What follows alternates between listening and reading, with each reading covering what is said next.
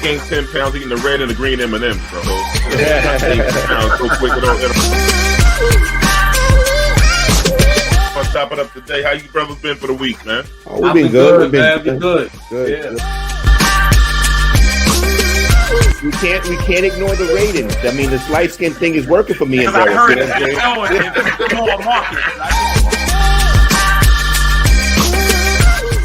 Where do we start?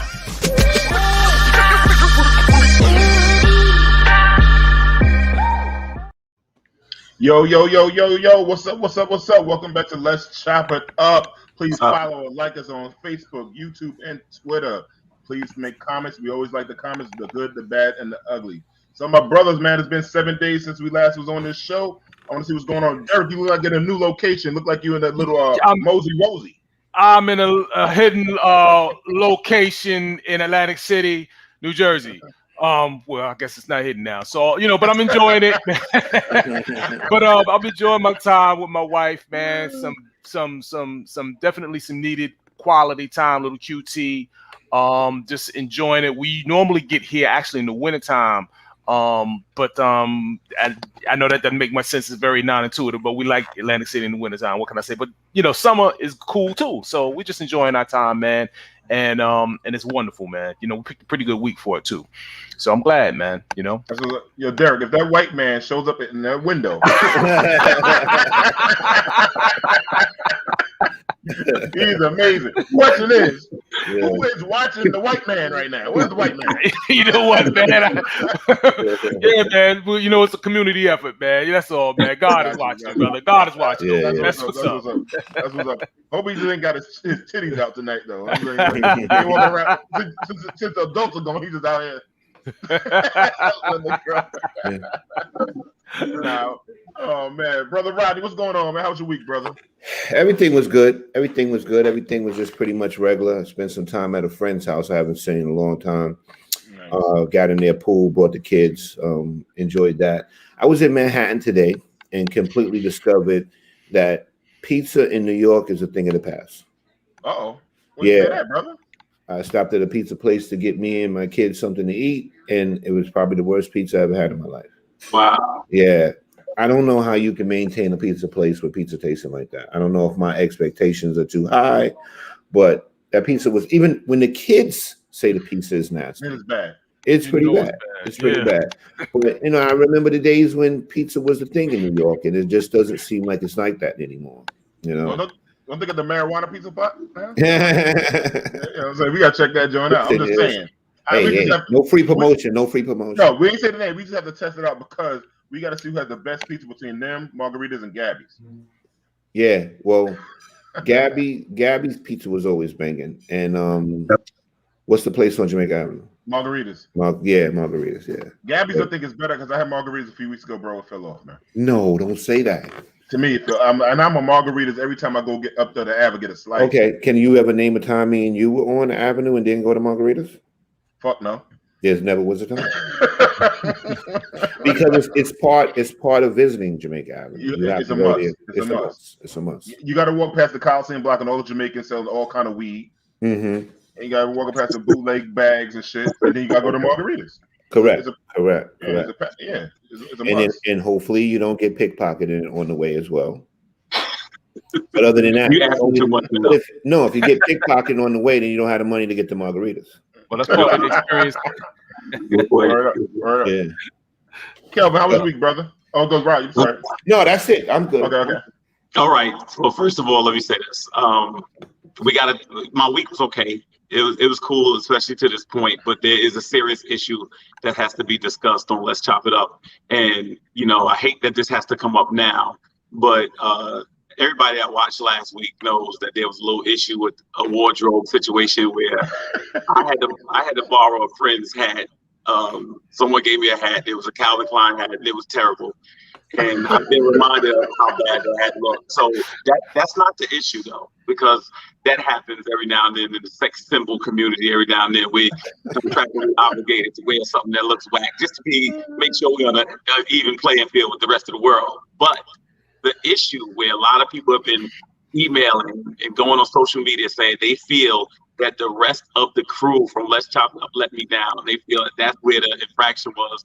They're saying that Rodney and D and Derik dropped the ball on this, should never let me go out there with that hat. And so what I think has to happen is, I think there has to be some healing that has to happen. I think we have to, there's been meetings behind the scenes and things like that. I want everybody to rest assured the show is not going anywhere. We're all staying together. We're unified. We've seen this with Destiny's Child. We've seen it with New Edition. We're staying together. So all the stuff about us breaking up is not true. I'm just saying, I was really, really hurt by it. The fans was hurt, and a lot of people was going to take some time. So you guys, I don't blame you guys directly, but it's your fault. So that's all I wanted to say. May I say something, Kelvin? Yes. Okay. I am sorry for not bringing it to your attention. But listen to me. I'm going to give you a fashion tip. Yes. If the hat comes free when you buy the cologne, don't wear the hat. Okay? So just remember that. So when you buy the Calvin Klein cologne and they give you the free hat, don't wear the hat. There you go. Just lower your expectations. Yeah, Just lower your expectations. And I'll give you some other fashion tips later on, okay? Thank you, brother. That's what I need. That's what I need. You know what I'm saying? Oh man, that's funny. That's funny. So what's up, D? What's up with your week, brother? My week has been pretty. It's kind of boring. Just work stuff is going on. Like if anybody live in the New York area, and it's on all states. I'm gonna say all states, but I'm just speaking on New York. There's a rent assistance program going on now. It's called Emergency Rent Assistance Program in New York State. We got $2 billion. It's been trying hard to write. If you saw the news, trying to roll that out, hiring people. It's been a busy week with my staff and team doing that. And I gotta say, my team, shout out to them for doing a great job. And we're trying to help a lot of people pay back a year's month of rent. Wow. So it's not about to get real busy and crazy for me, but I love it. And that's about it. I ain't really had nothing going on, man. The construction guys finally finished now. Now they're leaving my house. I think they head over to one of our guys on that show's house to finish up his work. So, when construction guys, now they got a whole bunch of dust laying around. So everything else is peasy and greasy, man. What's good, Damien? We see you, brother. How you feeling, man? How are you, brother? So let's get it popping, gentlemen. Joe Biden administration says a long COVID suffering people can consider be disability under under law. So for people that's long haulers, you might get considered disability. I'm one of them long haulers. I want my little handicap sticker. I want to park in front of the mall. I can't wait to get my shit. I need all that disability right now. I want to get the jump ahead, D. You got to qualify first. I got all that shit. I got that mental shit. I got everything the motherfuckers say. I got all that. I want to get good seats at the stadium. I want to go to the plane first. I want all me and Chicken Wing gonna be together, hanging out. That's pretty scary. If you want handicap parking, all you gotta do is move to Long Island. We hand out more of those, Pearson, than anywhere else in the world. I promise you, we do. Serious? Yeah, man, they just hand them out, bro. I think they just got them somewhere in a machine somewhere. You just pay $1.50 or something and just print one out. I don't know. Yeah. You see like healthy 17-year-old kids on the football team with them. I'm serious. Not on the football team. Yeah, playing football, they got a handicap sticker. Yeah. Hilarious. Yeah, they do. He's right. They give out that parking plaque. I mean, that handicap parking plaque like it's water. I don't know what it is. It seems like everybody has one. I'm telling you. But you know what? I think they need to, because I was talking to somebody today and they were saying that this guy I know who had COVID, and he was having some effects and some problems, and his doctor was like, listen, we're not gonna really know the effects of this probably for another 5 to 10 years. So at the end of the day, this is going to be tough sledding. It is what it is. I'm going to go and have a vaccine smoothie and just go lay down in the middle of the Guy Brewer and get it. I tell you one thing. I had a discussion with somebody. I wouldn't be surprised if there's a COVID class action suit. I really wouldn't be surprised. I mean, some lawyers sitting at home right now trying to think about it, thinking about all these people. I just don't know how you get who you start with first. I mean, and I don't want to say the obvious, because then I'll be down. So the thing is, for you to have a lawsuit, first of all, you got to have damages. So if you have any type of permanent injury from it, or breathing respiratory issues or whatever, then I think those people will probably qualify, just like with the Biden thing. D gonna be the spokesperson. He gonna be doing commercials. He's gonna be doing commercials. He gonna be standing there with his arm around the COVID disease. You know what I'm saying? He gonna be all. He's gonna be COVID. I'm doing all that shit. I want my plaque.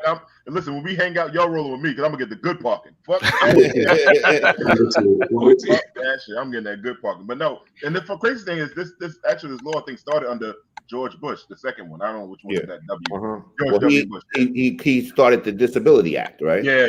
So so I mean, shit, I'd rather have him back 4 years ago than have the other asshole. Yeah, man. I thought I see the day, boy. Word up. I mean, he made George Bush look like a real president, dude. That was wow. I take him. And got the nerve to be talking about he's trying to come back to do another term. But please. I just think that's just talk. I don't think he's gonna make it back. And I hope he dies. But anyway, other subject. Speaking since we're on the topic of COVID. New York City agencies will require. Come on, Jamie, man. Hit him with the crawl. Right okay, you can't say that, D. The Secret Service will be at our house tomorrow. I'm sorry. These are all jokes. The words that come in their mouth is just comedy. he meant die. I don't want stuff like that. New York City agency will require staff to have proof of a vaccine card, or they have to take the test weekly, or they have to wear the mask. Starting September 13th, I believe, gentlemen, right? And that's like any agency, and explain to people, when I say agency, not just the police department, stuff like that. It's people that get funding, like agencies like mine, they get funding. We have to have, all the staff people have to get, if you receive any kind of funds from New York City, you have to get your staff to show proof, or get that you've been vaccinated. They have to show the test, or you have to wear, and you are required to wear a mask at all times indoors. Yeah, we're definitely going back to mask, because this is how I see it. They're going to do everything to make sure that schools open up, because they don't want to close the schools again, because they don't want to have another shutdown and putting this country in economic stress. So economic stress. So the bottom line is that's the most important thing, because the bottom line is if they close the schools, that means parents got to stay home again. That means people can't go to work, and that means corporations can't produce. So I definitely see us going back to masks again, mandatory masks, and then like you said, if you don't take the vaccine, you're going to be getting tested every week. But let's see what they do, because sometimes they say things and then they don't carry them out. I definitely believe we're going back to masks, though. This is the issue. Okay, we go back to masks. Everybody gonna have to get a mask that reveal exactly what their face look like under the mask. I'm tired of I'm tired of the foolishness. Okay, so you're gonna get a mask look just like the rest of your face, because I'm tired of this. I mean, some people can pull that mask off, and it's just been bad. You remember that what was that show, the cartoon where the dude was up in the doghouse? Y'all remember that? Oh, yeah. That's what's happening with that mask. So we're gonna have to do something, because that's false advertising, it's deceptive, and it's frightening when it comes off. You know what I'm saying? So that's one of the big issues. They should have required masks at Corner Social. That's another subject. Oh wow! It should be a mask requirement. Oh man, a brown paper bag requirement. Brown paper bag. All the we was a room full of yucks. That was a funny cartoon. As soon as he took that doghouse off his head, he might start screaming. He used it as a weapon too. Yeah. We called the kid in college yuck.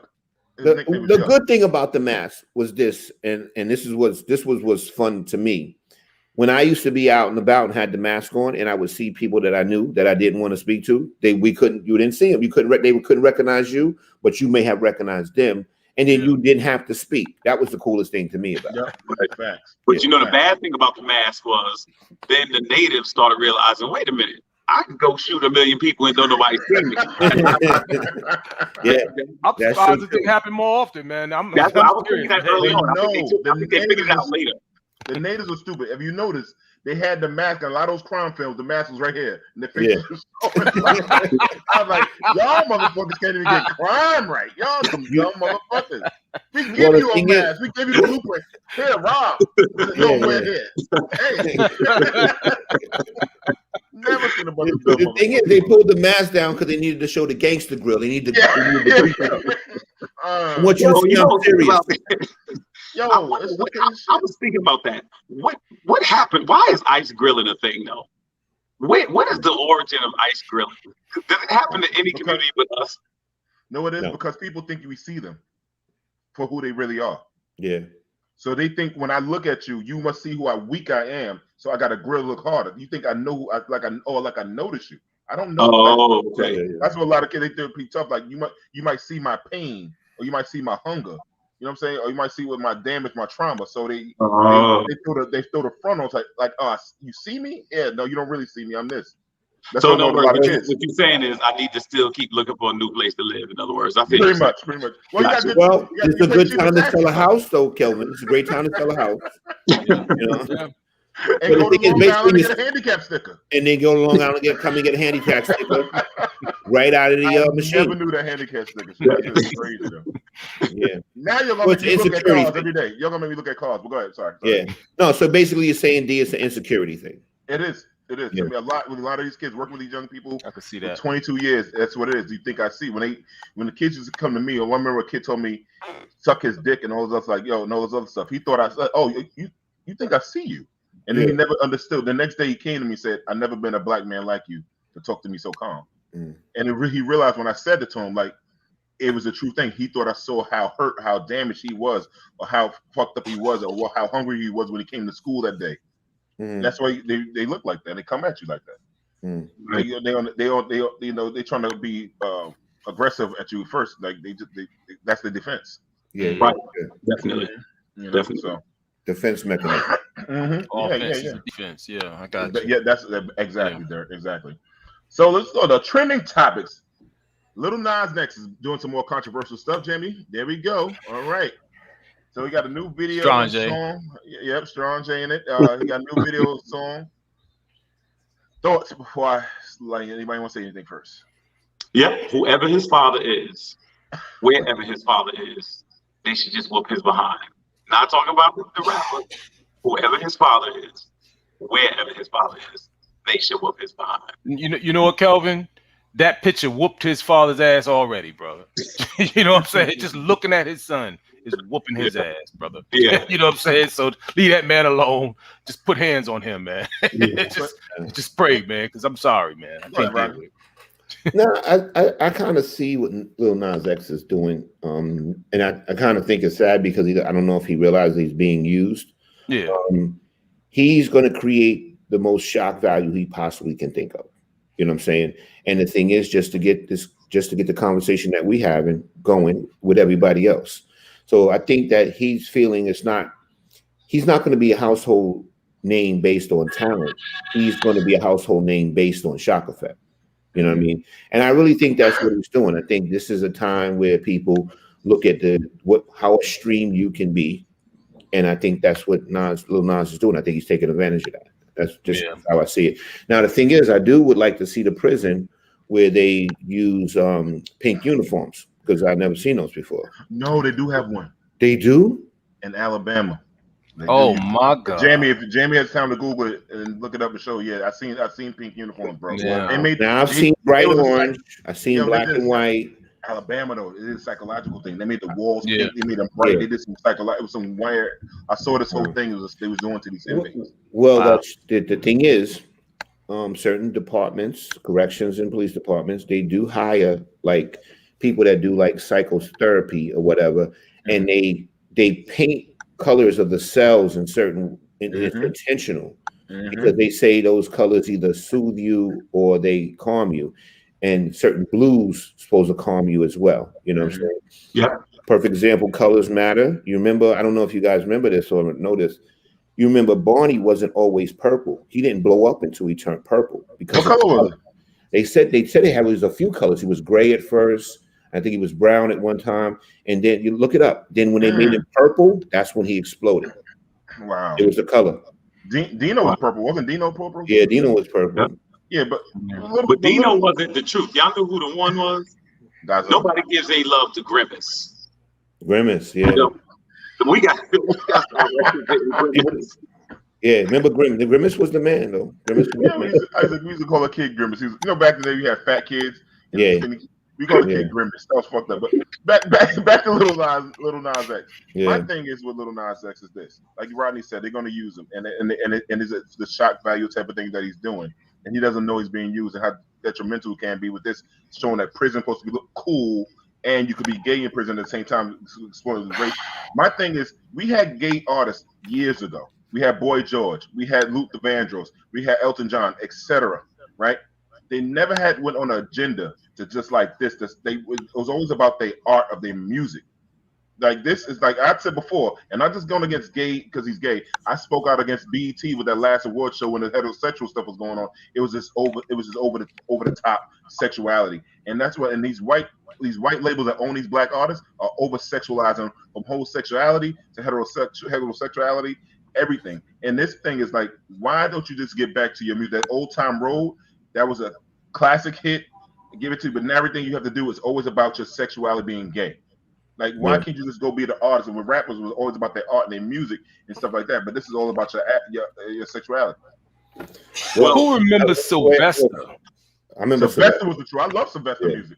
Oh, before we go on to this, D, you were right. The only thing you had wrong was the state. I just got the notification. Okay. They have pink uniforms in Texas. That's what it was. It was the South. It was the South. Somewhere in the South. It was somewhere in the South. Well, I'll say good this. Call, D. Good call. Mm-hmm. Thank you, bro. I'll say this. You know, the last time we had this discussion, some people commented and felt that we were saying that Lil Nas X is the first person to, be used, or people weren't being used before rap.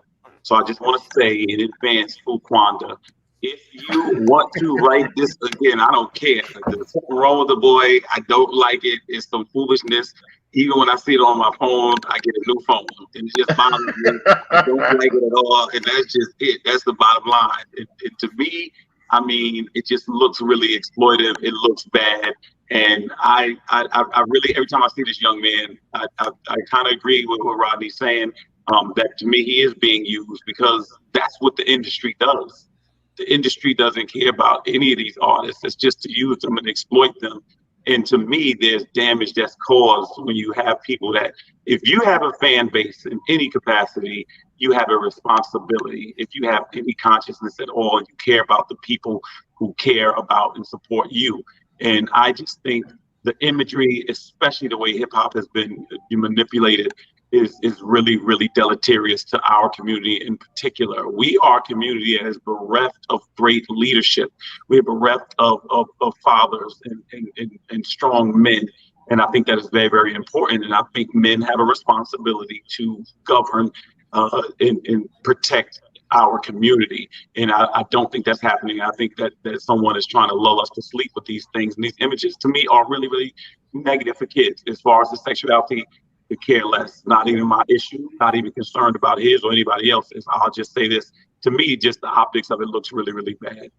Mm-hmm. And yeah, and we always spoke about, even with the gangster rap, the killing, the overkilling, like some of the artists that are out now, and Rob always talk about the ones that go skirt, skirt, all them kind of guys, all the negative pop and Molly. So it's not just attack on Lil Nas X and sexuality. It's about anything that's detrimental to our community, especially our young people. Like, yeah, we grew up, and my thing is, yes, we can have those X-rated things, but where's the balance? Why are the other artists that do positive stuff, why aren't they promoted? When we grew up, we could listen to a Just Ice, but then at the same time, we could go to a Tribe Called Quest. We can go to a Slick Rick. Then at the same time, we can go to a Lauryn Hill. Where is the balance?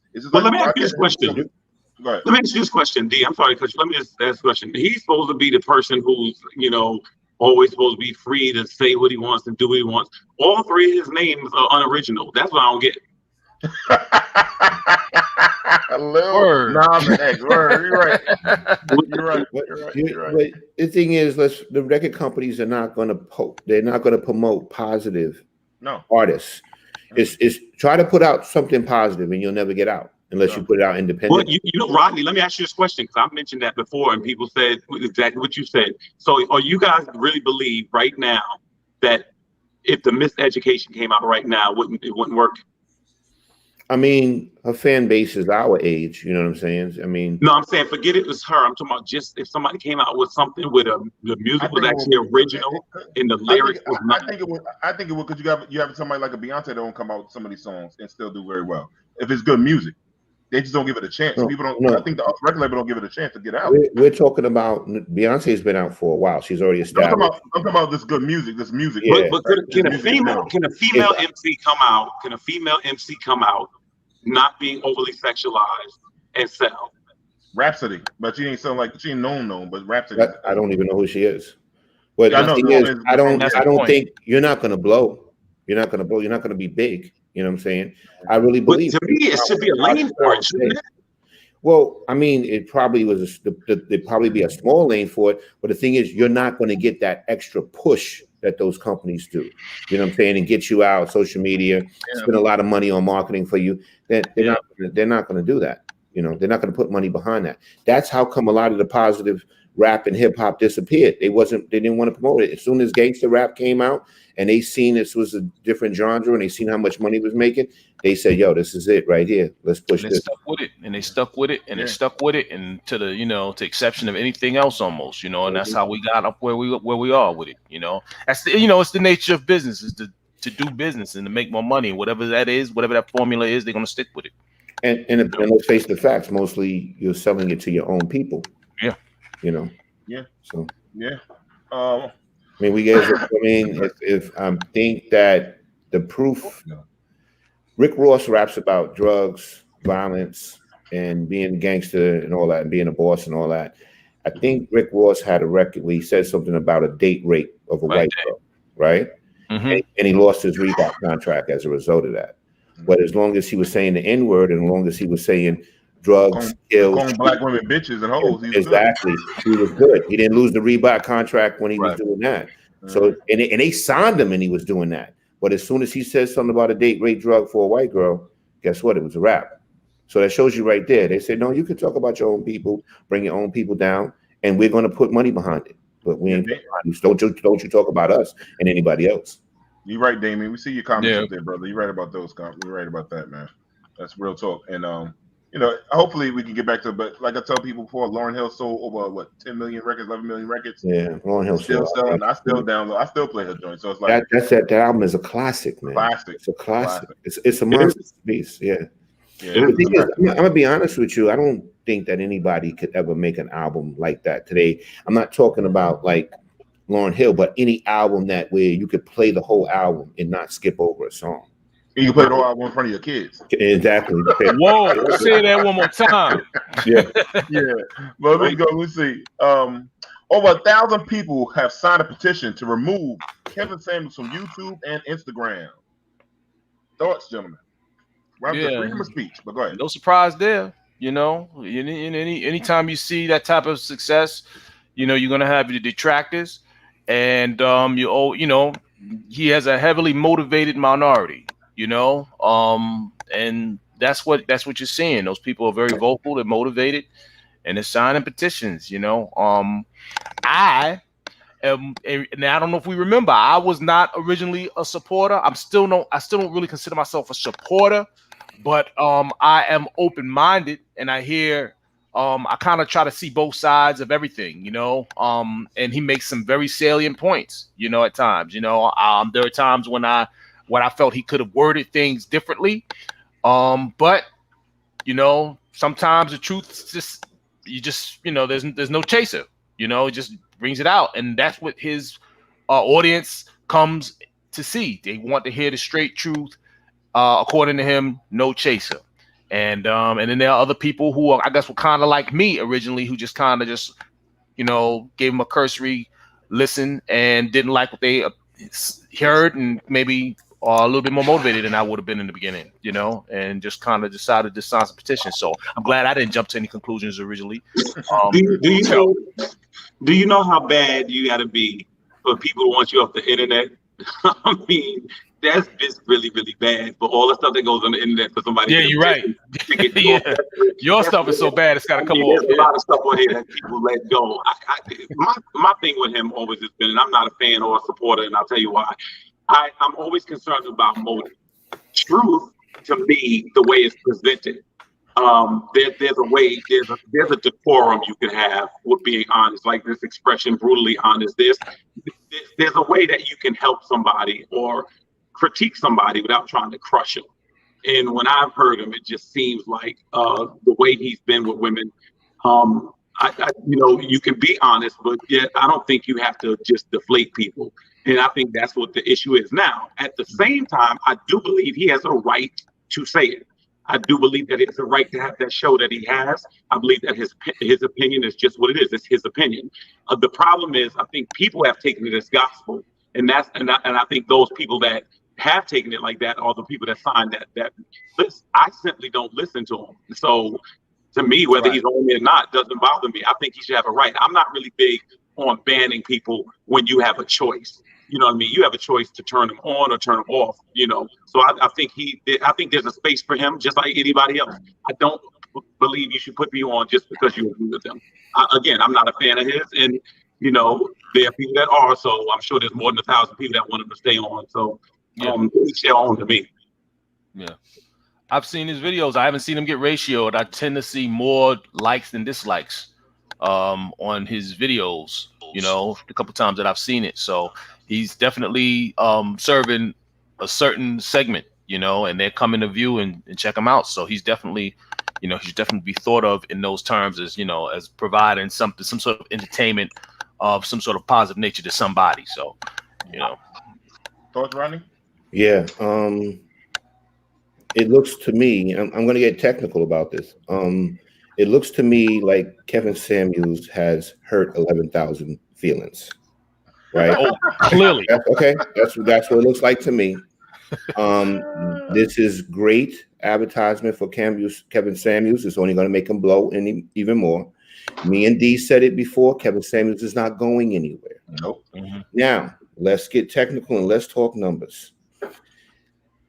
Kevin Samuels averages more than 11,000 views on anything he posts. Yeah. So they're like less than a quarter of a point of 1%. Yeah. On Instagram, Kevin Samuels has almost 1 million followers. He has 900 and some change followers. On YouTube, he has, I think, 1.9 million. So 11,000 people ain't shit. It ain't nothing.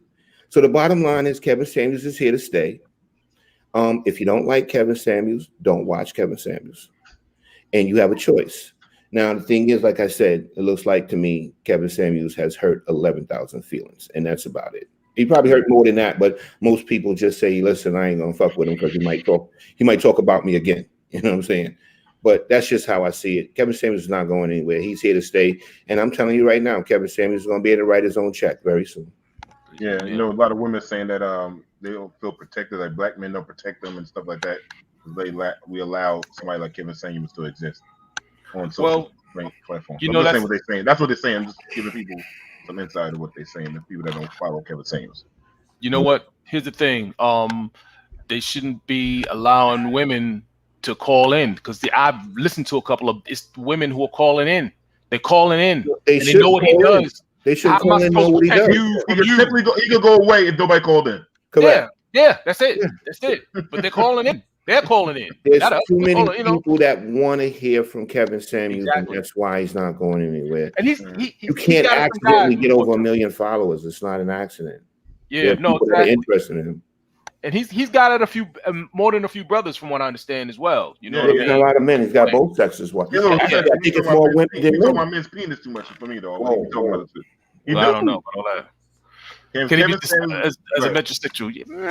I don't know. I think maybe y'all tempted me. Is he a metrosexual? You're tempting me to say don't talk about. Never mind. I'm not gonna let the enemy use me tonight. No, I'm talking about that. He's using my. I told you talking about my deodorant because I'm considered metrosexual. I got my feet done today. Oh my God! Here we go with this. Don't do it, brother. We need you with us, brother. Don't fall off now, man. My feet feel good. Feel like I'll just say, Damien. I'll say something like that. You got it part right. Pause. You get half of it, right? I can say, Damien, you getting close. That's all I can tell you. Kevin Samuels started off as basically a guy that could advise you on how to dress, right? Yeah. I started in front of one of them stores, one of them high-end stores in Atlanta. Yeah. Yeah. Be used. Yeah. What up, boss? How you feeling? Oh man. Let him use you. Let him use you. Let the devil use you, Kelvin. Oh man. In other news, Frontier Airlines is under fire after accusing a black woman of trafficking her white sister. I wish we'd show the video of this, but anyhow, there's people that were coming on the trip. There was an adopted white little girl with her black sister. They were on the plane at Frontier Airlines. The people kept confronting them. Somebody said it looked like the girl's trafficking the little white girl. They put them to the side. The white girl said, "No, this is my sister." Same thing. I said, "This is my little sister." The mother even had to chime in and said they were together, and they got I guess pulled in for questioning, all kind of stuff, and it was embarrassing to the family. So, thoughts on that, Jim? I got something real, but go ahead, let you guys. They let black people adopt white kids. Yo, my man had a white foster kid for a little while. I seen white people adopt black kids. White kid in Baltimore. Wow. And I'm not trying to be funny. I just never seen it. I never seen it. You know what I'm saying? No. I commend anybody that adopts children. You know what I'm saying? Yeah. It's a huge responsibility. But supposedly somebody went to the flight attendants and said, a Karen. Call it a Karen. Karen went and reported it to the flight attendants, which I think puts them in a position where they have to report it, right? Correct. Yeah. So that's how this started. Yeah. And this was Frontier Airlines, right? I don't even know. I never even heard of Frontier. Frontier is right. So I just, it's their fault for riding on Frontier. Yeah. I mean, I just, a lot of times, no disrespect to any potential advertisers, just saying that, you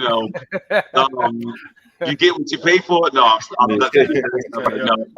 I think honestly, I was as you were telling that story, I was wondering, is there anywhere where black people could go and just be treated right? That's what I'm saying. You can get a restaurant, a salon, something where we just go and it'd be an oasis. Remember when you were a kid, you played freeze tag or something, you get on the base, you were safe. Is there a place that we could go if we're safe? No base? No base. You got no base? Okay, I got you got to keep running until you pass out. Here's the funny thing about the story. Let me do the flip side of that story. Now, white people could adopt black people all the time, and nobody would say nothing. Think about this mentality of if it was back in the day, if the white owner would have had a black little child, it would look like he carrying his little slave baby. It's the same mindset right now. They traveling with him. That is okay. Nobody says nothing. Right. But this is reverse, and a young black girl has a sister. If you get to see the video, everybody look it up. You can see the white girl's in love with her big sister. Yeah. Well, because to some communities, the word adopt and abduct has been like transferable. I mean, and that's been the issue. A lot of this stuff is psychological. I'm gonna say something that bothered me, and this is an indictment against myself. I'm watching a commercial one day, and the sound is down, and on this commercial, there's a black woman and a white woman. One is being trained. Do you know I instinctively thought the white woman was training the black woman until I saw the commercial, and it was the black woman who was training the white woman. And what I'm saying is the imagery sometimes leads us to that. And it's sad where we are never given the benefit of the doubt, and they always are. It's because the way we're depicted oftentimes, and so immediately we just have this thing where you got to prove innocence. You got to prove, I was talking to a friend of mine who was a white law enforcement agent, used to work for NYPD, and he was saying that he saw these kids in Harlem one time, these black kids with hockey equipment, and he immediately thought they stole the equipment. Mm-hmm. And he was telling me, he's like, I just never saw a place where they could play hockey in Harlem. Mm-hmm. What I'm saying is, and I remember I talked to Rod about it. Rod is like, a lot of times, cops have this investigative, instinct. But what I was thinking was, if you see the white kids some other place with a basketball or whatever the case is, it's assumed they're doing what they set out to do. It's assumed they're doing the right thing. They don't have that cloud over them. Mm-hmm. And we always have that cloud over us. And to me, this thing with Frontier Airlines or so many other instances, that's what it seems to be about. No, I agree, Kelvin. I think that basically they see a black lady with a young white child, they automatically think that she's either abducted her or she's her nanny. You know what I'm saying? So then the bottom line is that's it. They can never assume that, hey, they're family. Maybe she's adopted, or maybe the older sister could have been adopted into a white family, and she was taking her somewhere maybe to meet the white parents or what have you. But and then the thing is, I mean, we don't see a lot of black people adopting white children. You know, but you see it the other way around. You see celebrities on TV doing it all the time. Right. But you know what the funny thing is, though, us as people, man, we come in so many shades. So many of us pass, you know. So you could see someone with like, even in my family, for instance, you know, I have a relative who has a daughter. You know, my relative, if you look at her, man, she looks like little Annie. You know, like, you know, from, you know, little Annie, like with the red hair and everything, but you would not know that her father is black. You know what I mean? Her grandfather's black, you know, and you know, and there's no way you would know. And I'm definitely afraid, man, at times, man. Like, well, I wonder, like, you know, what's going to happen if the wrong person makes the wrong connection while, let's say, she's out with her father or a relative, or even me for that matter. You know what I mean? Like, what does that look like, you know? And, well, what you do, Derek? You bring that white man with y'all, and that there you go. Well, I don't know if you can stop it. That will stop everything, right? Yeah, but it's something though. You know, we come in all, like I said, we come in all shades, man. You know what I mean? Yeah. And our relations are a little different. So, you know. Well, it depends on what, you know, people have these preconceived notions, and it's based on how they're brought up. You know, because let's face the facts. Nobody's born a racist. Nobody's born a bigot. Those are things that's instilled in you as you get older. Right. Yeah. Exactly. And it's based on they did. Remember, they did that experiment. They put all these kids in a playground, and everybody played together. Nobody said nothing about color. Yeah, they just all played. You know what I'm saying? That doesn't change until some adults, or you're in a neighborhood where young teenagers put something in you, and it changes you. Yeah. Yo, me and Brad, who's on the chat, we went to 202. And the first time I ever got called nigga was in the bathroom at 202. That shit blew my mind, because we went to school, we had white boys and stuff hanging out, we played stickball together, and it was just all good until we was 12 years old. First time we go to middle school, and that shit just changed everything. Yeah. Going to school in Howell Beach that's kind of fucked it up too, but you know. Oh man, I'm glad you did it, man. I'm glad you did it, right, brother. Thank God you made it. Man, you got a piece to tell you the truth. And then you're right, celebrities adopt, and there's no problem. Celebrities adopt black kids like this. Well, correct. When celebrities do it, it looks like it's a compassionate act. Yeah. They're very Well, to me, it looked a little scary at times, because Madonna was just straight fucking people out of their kids. Angelina Jolie was going to Africa like, nah, I'm gonna get it either way. Like, oh man, you know what? The one thing with that white girl, that little white girl growing up, she will not have raisins in a potato salad. Yeah. There you go. She would have the most smacking potato salad. Exactly. Yeah. Speaking of more airline news, Life Jennings, the R&B singer Life Jennings, called out American Airlines for being racist in the counter he had America, and he responded, they got a photo. Sorry, I was looking the other way. So Life Jennings, he was getting on a flight coming from Phoenix leaving Phoenix, going somewhere. I don't know where he's going. And he said that the people harassed him that he had a first class ticket, and they kept saying, he was standing in line saying, the people kept asking him, do you belong here? Do you belong here? He's like, yes, I have a first class. He kept saying, he said they harass him all the time on American Airlines. Anybody have thoughts? Yeah, that's interesting. You know, it happens all the time. You know what I mean? To even him, you know. So, but no, I mean that's definitely. Listen, you know, they definitely have an issue, not only at American Airlines, but others as well, you know. So somebody's got to, you know, I don't know what the answer to that is. You know, how do you overhaul, you know, prejudice and, you know, and profiling and everything, you know. So more training. They always say, well, we need to have more training, you know. We need to have more sensitivity training. Yeah, you think, you know, but I don't know, man. I don't know what the answer for that is. But it's just interesting that, you know, you can be I wish I was on the plane, because I'd have just been like, do you really not know who this is? Like, this person can clearly afford a first class. Well, you know, he had a mask on. Shades too. Yeah, shades. The thing. I got an idea. How about this? Just treat everybody the same. How about that? How about just treat the person the same? The ticket. That's all. Thank you. But see now we back to what it is.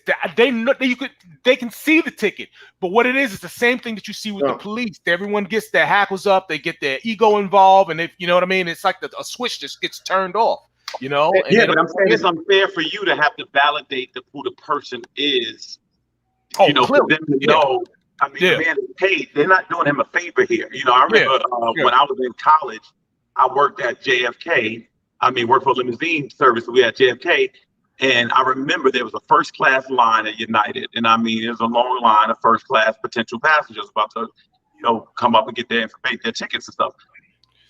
Eve, the rapper, her white publicist is walking her to the front of the line. When I tell you these white men went off, because dude was like, who is that? Like, you know, where all he saw was a black woman in first class cutting in front of other first class passengers. And my man just couldn't let that go. He was like, who is that? Is she the mayor? I mean, it was hilarious. And it cracked me up. And what I'm saying is, at the end of the day, there's this good old boys club that really feels like they have a fraternity that no one else can enter into, whether you belong or not. They just feel like you can't exist. I mean, look at the NFL. You got to have owners vote on you whether or not you can become an owner, even if you have the money. That's right. Do I have to go that if I want to buy a brand new BMW? Do I have to have other BMW voters owners vote and say I can have it or not? If you have it, you should have it. But unfortunately, the root of all this is the racism that the country was founded on, and that's just it. There's no way around it. Yeah, no doubt. And you can see that even with the NFL players, pro athletes and such, you know, how, you know, there's always a saying, you know, they always, you know, leave their black girlfriends for their new white wives, you know what I mean? And it's like they're trying to fit in somewhere, you know, trying to make people remember or forget who, you know, try to forget who they are, you know, who, you know, and you know, it's such a, you know, the white blonde trophy wife, you know, they look for that. So I guess for a very practical reason, because, you know, they need that to get into the rooms, you know, to get where they need to go, you know.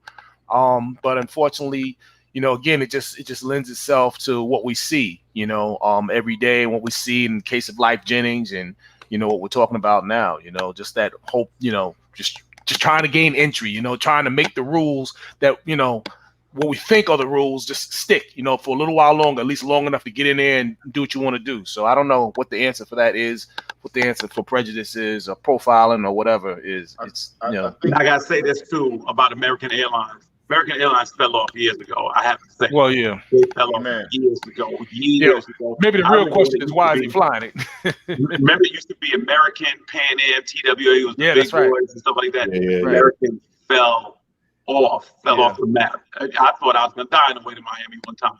You know, I had to be at peace with it. You know, I'll tell any younger person, I want you to know, if you were privileged to fly in the 80s, you knew it was like to have silverware, cutlery, and a choice. My parents took us to Disneyland. We had steak or fish on that plane, and they gave you a little napkin, like a tablecloth and stuff like that. Them days are gone. The airline industry is foul. And you had leg room. But Rodney, you was gonna say something earlier. Rodney, I thought you looked like you was about to say something earlier, man. Nah, the thing is, like, you know, let's face the facts. Yeah, we realize that racism and prejudice plays a role, because the thing is, we can narrow this down to just common sense, right?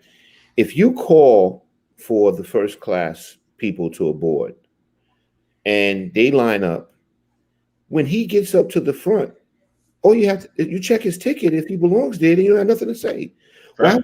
Why would you check him while he's on the line, and just him? It doesn't make sense at all. Everyone has to show their ticket when they get to that gate up to the front. So you show your ticket. That's when you question him about it. You don't question anybody on the line and say, you know, this is the first class line. That's just an ignorant employee. That's dumb. You know what the issue is? The issue is this. There's a gatekeeper. And the gatekeeper used to be like, look, black people can't afford this stuff. So then it became athletes could afford it. Then it became entertainers can afford it. Then it became rappers can afford it. I remember working at the airport. I remember one time the game was sitting in first class, and he came off the plane with like 50 dudes with him. Now, I'm sure they weren't in first class, but he was in first class. He probably didn't look like everybody else who's usually in first class. And there are people that are in first class that don't feel comfortable with that. And that's what it is. So these rappers and these singers and entertainers who don't fit the profile of what these other people want them to fit, but have more money than these people, that's the issue. And that's the problem. That's why you have these condominium boards who wouldn't let Jay-Z buy into the building one time or so like that, because they're like, we don't care what you have. We don't want you. We're not against the money you have. We're against who has the money. It is you. That's the issue. There's a higher purpose in play for them in their mind. That's why you can't buy your way into a lot of country clubs. Right. Doesn't matter. And so, and baby girl, you're right. You got to hit them with the pockets. That's the main thing. Yeah. They don't understand until the money starts losing. Blood and money loss. That's the only thing white folks understand. Anyhow, speaking of losing, Philip Morris, international CEO, said cigarettes should be banned. He said no more cigarettes. He believes it because we got electric cars. We want to get rid of gasoline cars. He think all that he's a big going green type of person. Banned in the UK.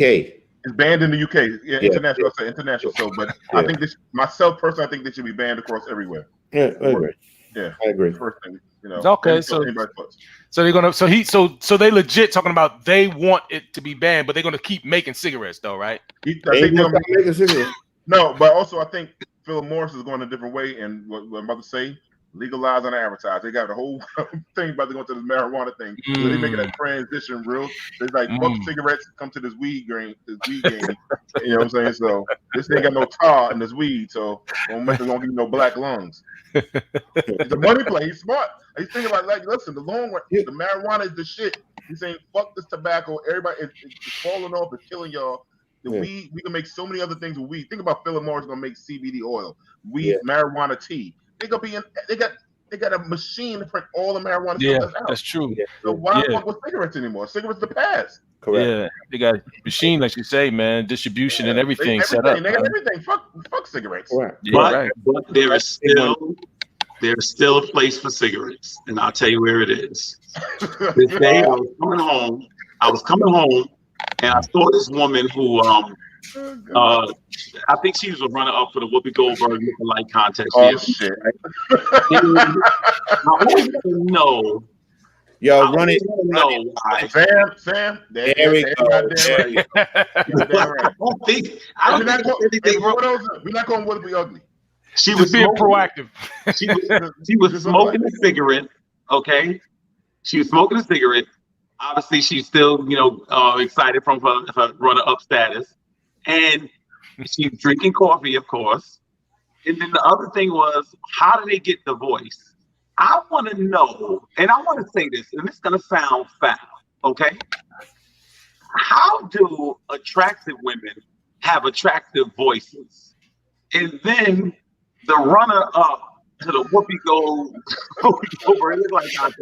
has a voice that sounds like she was gargling. I really sound like this. Yes. The reason I say all this is she has got to have a cigarette. That's what she had today. Accessories sold separately. She's got to have a cigarette because it just complements everything else. So if nothing else will do it. I'm sorry. I hate that this is live because I rather edit that part. It is what it is, man. But I had a rough week, right? I'm a human too. Sam, put Damien in the comment real quick. Put Damien's comment real quick before I move on. You gotta have 11,000 people to remove.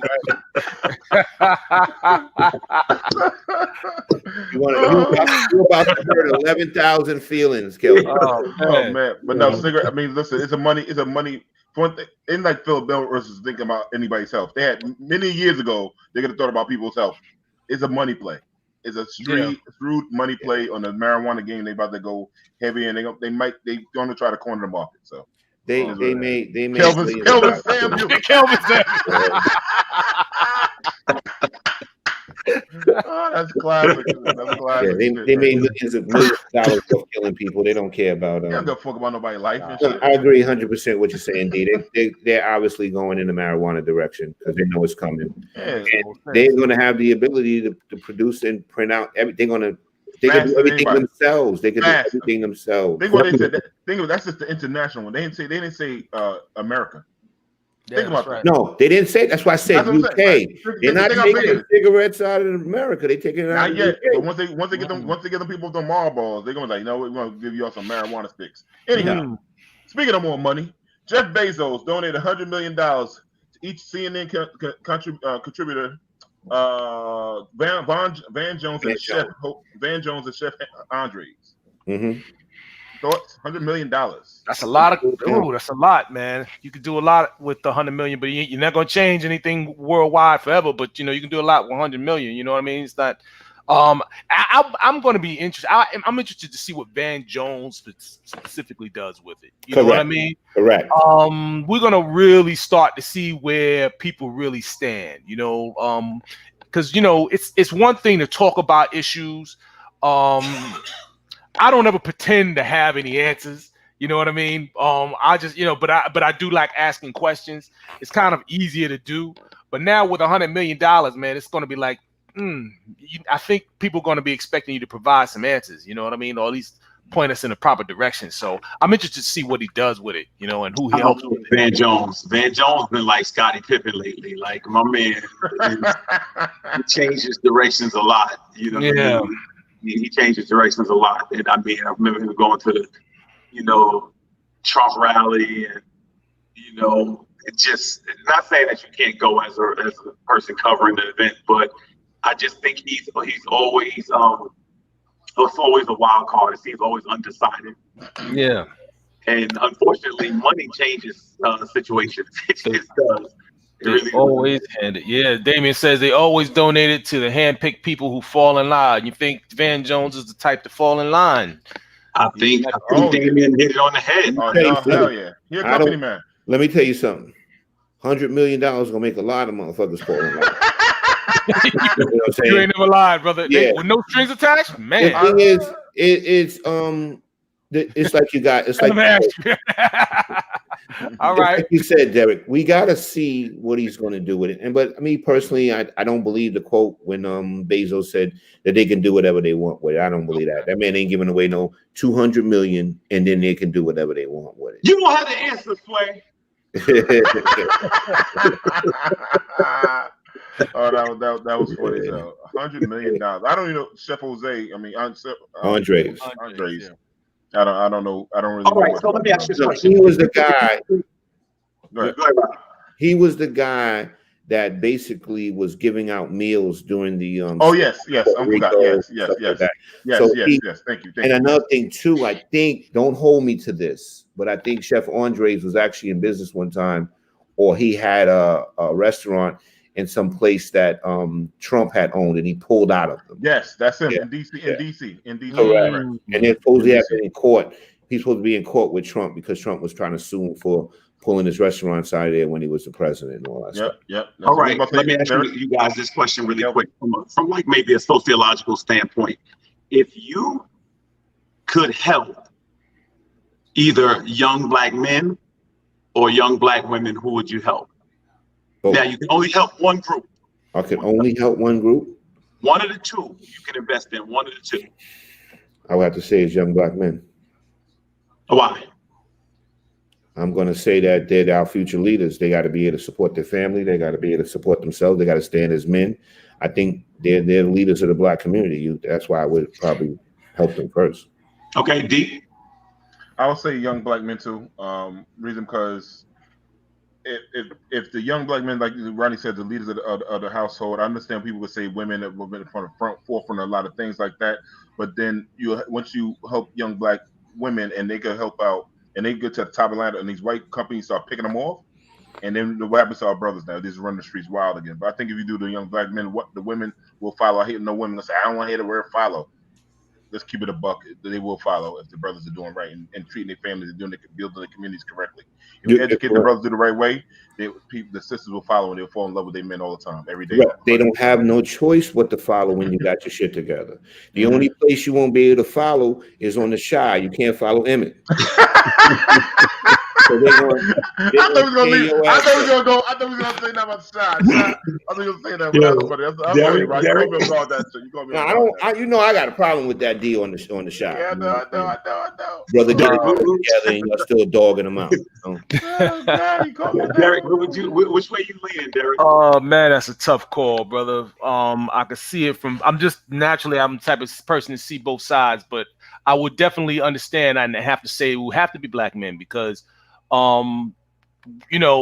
We are. That's what we are. We still live in a patriarchal society, and you have to shore us up. We are the protectors and providers. You have to, you have to make sure that we're strong, that we're able to raise our families and bring our families along, so yeah, definitely you have to, it has to be us, man. And there's a huge responsibility that comes with that, but which we take on every day, regardless to what people feel. But yeah, I would definitely have to, put it into us, and then but make sure I put in a mechanism there that, helps brothers to assess, they can look back and they can see their own progress, and we can kind of hold them accountable at the same time. And you know what I mean? At least hold themselves accountable, so yeah, I would definitely have to put it. I think those are excellent answers and explanations. I agree with you, Damian. Just add one thing too. One more thing before commercial. Go ahead. Because if you invest in the young black men, right, then we're going to mentor our sons, which will create future leaders and future men, and we won't have this shit that's going on in the streets now. Right. Because strong black men will be accountable for their sons. Yeah. Mm-hmm. Yeah, that's right. And think about the number one attack has always been on black men. The prison system, everything you think of, educational system is about attacking the black men. Yeah. Invest in them, everything else falls in line for our family. Well, look what happened when you ripped the black man out of the home. Look what happened. Correct. Yeah. Let's go. Yeah. Well, that's a whole nother subject we'll talk about. But Jamie, take us to commercial.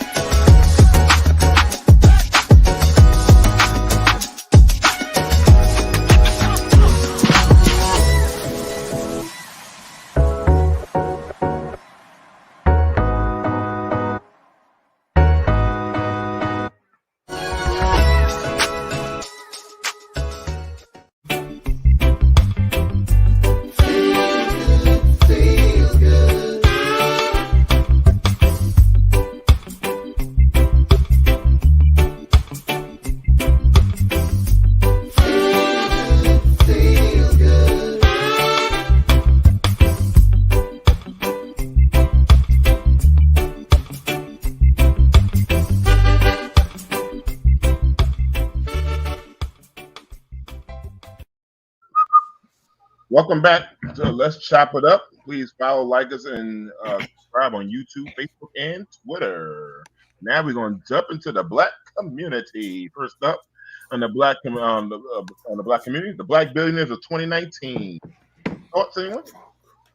I think we got more than we had before, right? I think we actually grew, didn't we, since 2019? I think that's what. Yeah, I think we have. I think it's a total of 14 or 15. I'm trying to go back to the list right now. It's 14.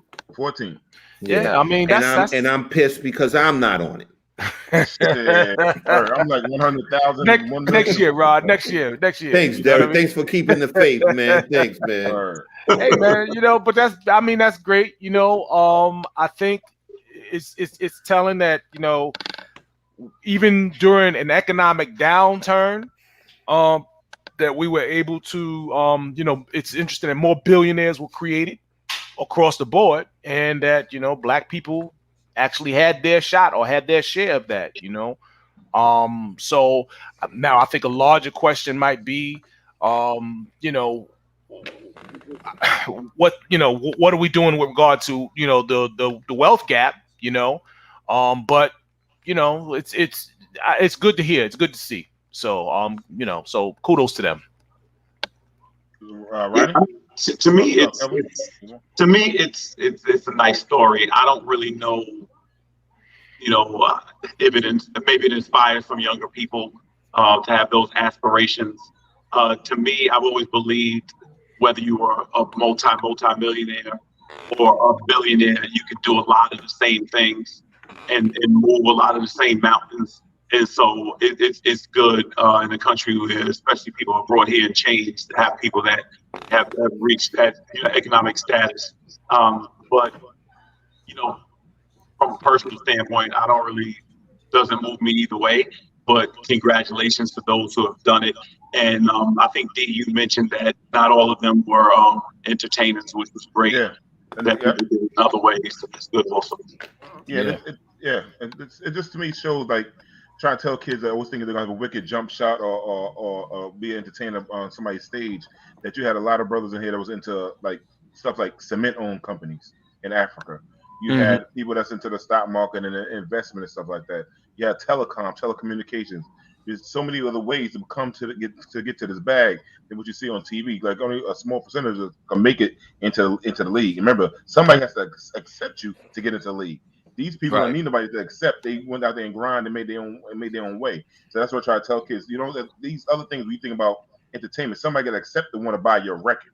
Somebody's got to want to accept to make you see if you could run that ball or whatever like that. And somebody could stop that check anytime a blow out a knee, and that whole dream is over.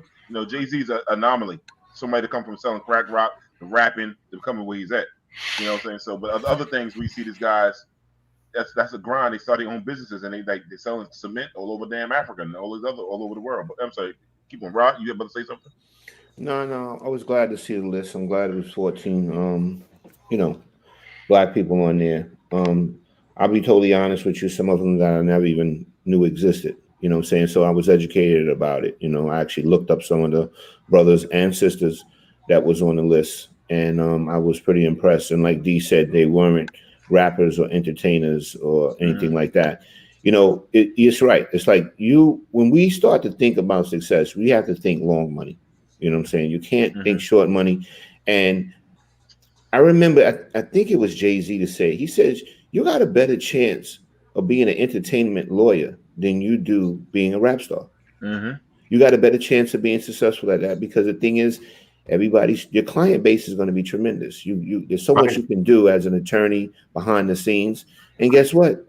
You can still get rich behind the scenes, go to the movie with your kids, and nobody knows who you are compared to an entertainer where you got to hire security. You got to do this. Everything's got to be personalized and privatized for you to move, which does what? Spend up more of your money. Yeah, because you always got to look good and stuff like that. Correct. You have an image that you have to portray constantly. Yep, and it's an expensive image. Especially for female artists. They always got to look a certain way. They can't have a baby. Say you got to wait.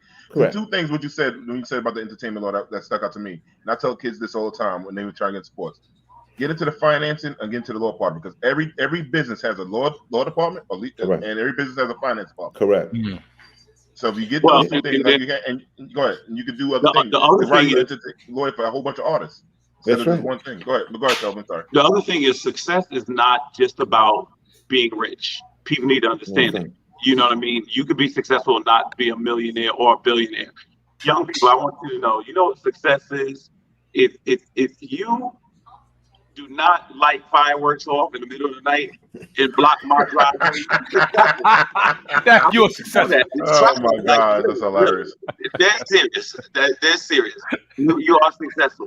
So just start there. You never see Jay-Z blocking my driveway. You know hilarious. But you do the same thing. That's all. You got a point. You'll see Jay-Z blocking the driveway. There you go. But long money. Yeah, I'm pretty sure if you talk to a lot of entertainment lawyers, they're gonna say, "I seen them come and I seen them go, but I'm still here." Yeah, that's right. And the accountants. That's what I was about to say. People don't believe this, but they're millionaire accountants as well. Yeah, that's right. Yep. So, in other news, we had some unfortunate news. Bob Moses, crusader of civil rights and math educator, died at the age of 86. He's one of the people led on to the civil rights movement and voter registration. His brother was a teacher in New York at one point. Just like we want to give rest in peace, rest in power to our brother Bob Moses. Any thoughts on his brother? Yeah, beautiful man. Definitely an icon. From 1964 on, I believe, right? Mm-hmm. Yeah, he orchestrated the I think it's called the Mississippi Freedom Summer Project in '64. where they took a whole bunch of students, came down south, and got people registered to vote and such. And everything that he's done since has been all about moving us forward, moving this country forward, moving us forward as a people, and definitely historical figure, someone who should your children should know about. And it's up to us, our generation, and to teach to the next and for them to carry it on. So if you have children, your grandchildren, he should definitely be one of the names that you expose them to. Yep. And I respect anybody that's great in math. I always admire that. Yeah. What? Anybody's great in math, I admire that. Oh yeah. Math is not easy task. Which means I don't admire B. I have to admit,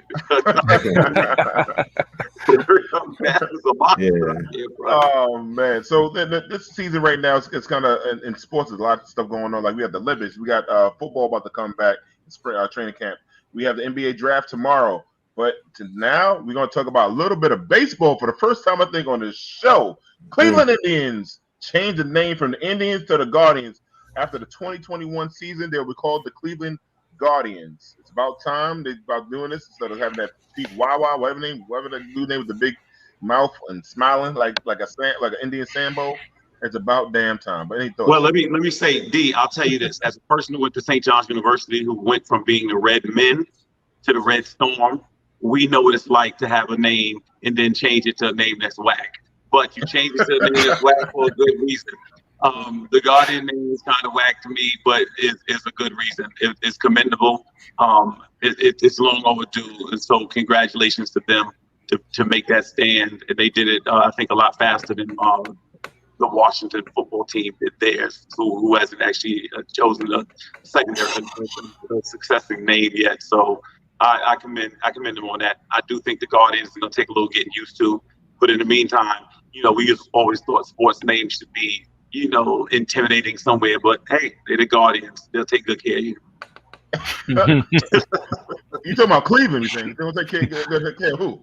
Cleveland. They're the Guardians. The Cleveland Guardians. The Guardian of a losing baseball franchise. Yeah.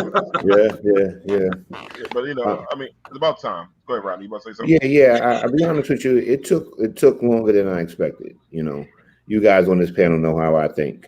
I automatically said they're going to do it because they get to do what? Sell new uniforms, sell new jerseys, sell new hats. That's right. So that's all money. So they're going to profit from it. But I just was really surprised that it took this long to do it. Actually, yeah, they put a marketing team. They took I think 40,000 thoughts or whatever it was to get it together. 40,000. They surveyed 40,000 people, and that's when they came up with this name. And they still kept the IN. Lisa, I know Lisa got a sports show. She talks baseball. We got you, Lisa.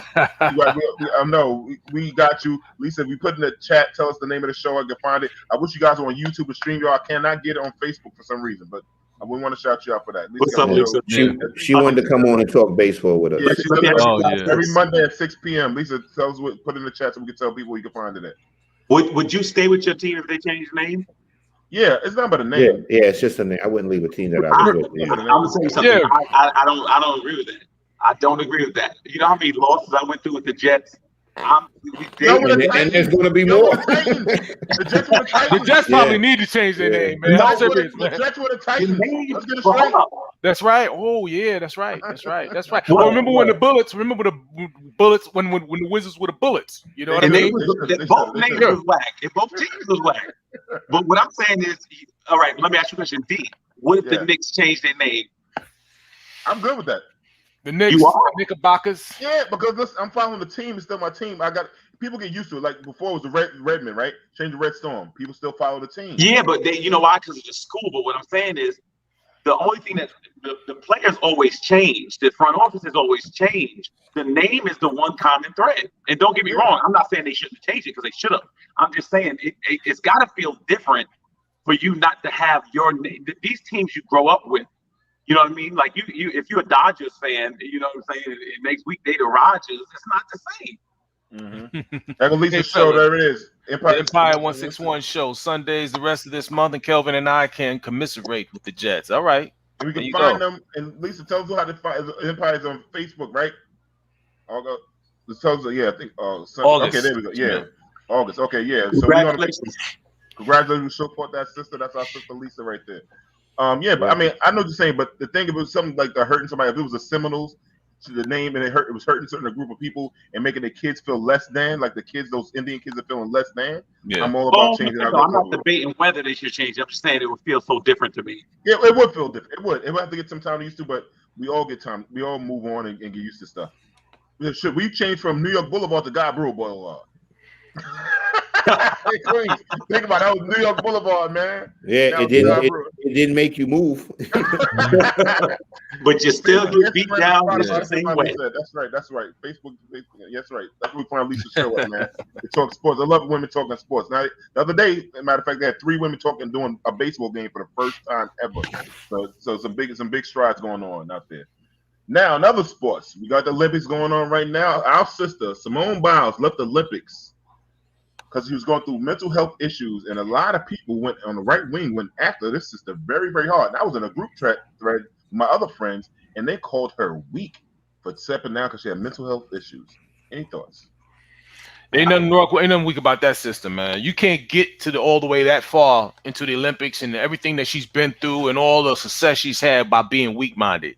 You know, you got to give her a pass. You know, if you calling her weak, man, people calling her weak, man, have never seen strength like hers before. They don't know anybody that strong, you know? So yeah, I mean, you know, she's doing what she needs to do. She knows her. Listen, athletes know their body. They know their minds. They know their spirits. They know when they are in the best place to be their most, you know, give themselves the chance to be the most successful. And she just wasn't there, you know? So she understood, instead of just going out there and potentially holding my team back, when I know that I'm not going to be at my best, you know, she decided to fall back a little bit, man. That's hurting herself. Or hurting herself. You know what I mean? People got mad that she called herself the GOAT. I don't know. No one knows if her marketing team, her management team, whatever said, put this on your clothes, the GOAT. They want to sell more stuff. They're using this young girl. Think about this young girl's been under a microscope. She's probably like 10 years old. She dealt with being raped. Her brother caught a charge. She was adopted.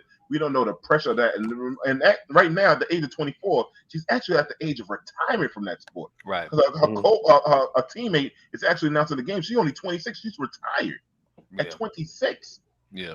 So, you know, people saying that she's weak. Like you said, Derik, motherfuckers, they got a flip that nobody else can do. They got to ban that shit. Yeah. Right. That's me. Come on, man. Come on. You don't know nobody that strong.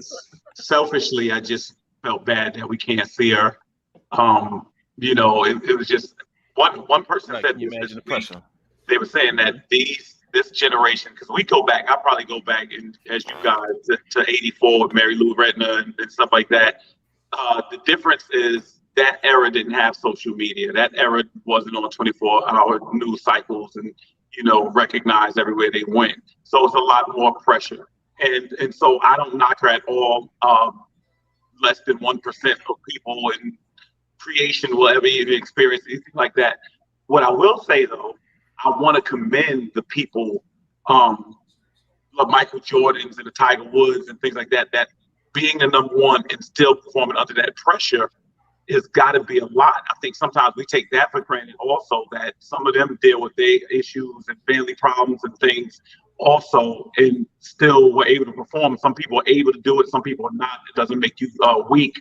I just want to also celebrate the people that have done it on a big stage. Sometimes you could literally be going into the biggest event of your life, and you know you got something huge the next day, and you may just strike out, you may just mess up, and some people come through, and I mean that's amazing in itself. So everybody's makeup is different.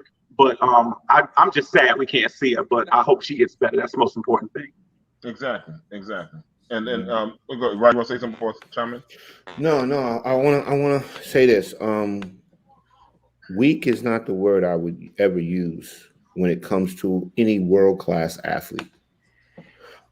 People have no idea the amount of training and dedication that you put in behind the scenes to get to where she made it to. Not almost made it to, she made it to. Extremely successful, gold medals. The word weak cannot be used in the same sentence. Now, of course, people are going to be cruel and you're going to have that 11,000 that's going to come after her and try to 11,000. Yeah, 11. That's going to be the number now. 11,000 people that's going to come at her and try to slander her. And I'm telling you, I am waiting to see. There's going to be a word, and I'm hoping I'm wrong. I think there's going to be a word that they are going to associate with her. Do you think you know what the word is going to be? What's that? Rich? No, she's definitely rich. She's going to be rich for a while. But I think they're going to try to label her as a quitter. I really do. I think that's what they're going to come after her from. They did. Yeah. So I kind of see it coming. The thing is, the courage that Simone Biles has is tremendous. First of all, the courage to basically say, "Yo, I'm not going back out there. I'm done." What that takes a lot of courage. She did that right on a major stage, and she said she's not going to do it.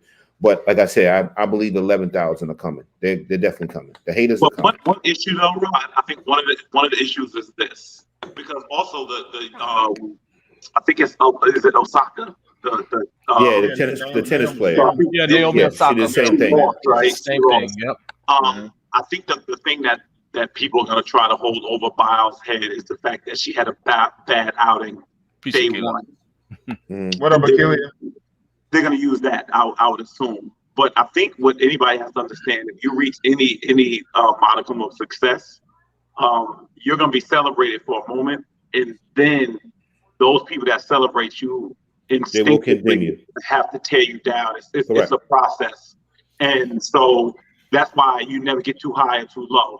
Don't ever believe your press clipping. She went into this Olympics as the best in the world, and she already had 4 gold medals. So they were expecting her to come in and sweep. And she's obviously the most decorated Olympian on her team, and so that is a lot of pressure.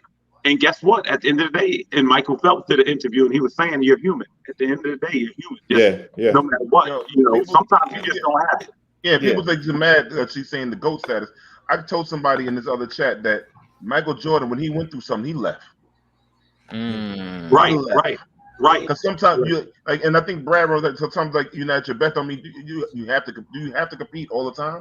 Like the best thing, like she didn't want to get hurt, and she's like, "Yo, enough is enough." When CC Sabathia was in the Yankees in the playoffs, and he had an issue with alcohol, he could have dealt with it later on, but no, it was that day. I got to stop today to save my life, to save my family.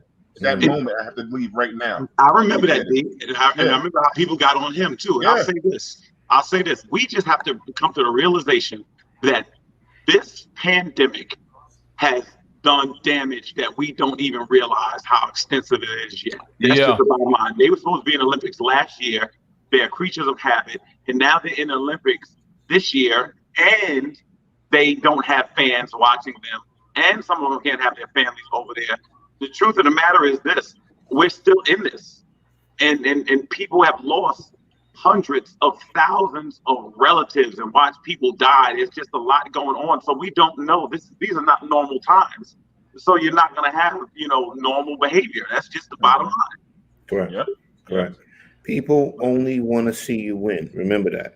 And like I said, as soon as you stop winning, they're going to just toss you to the wayside. Definitely. And speaking of winning, powerful music firm now owns half of Prince, formerly the artist Prince, estate after siblings sell out. They sold out their shares. Prince never had a will. He never had a trust. And this law firm has got all the money now. Thoughts? I feel bad. And immediately when Prince died, remember, Prince was not allowed. You ever went to try to listen to Prince music on YouTube? It was no sound. Prince music was not allowed to be played on YouTube. And so as soon as he died, it was exploited. Now, as far as him not having a will and stuff like that, that's really bad. Obviously, you don't expect something like that because we've seen that Prince and Michael and them, that era was just true. That era was just, they had too many resources not to have their stuff together. It bothers me because Prince was a genius.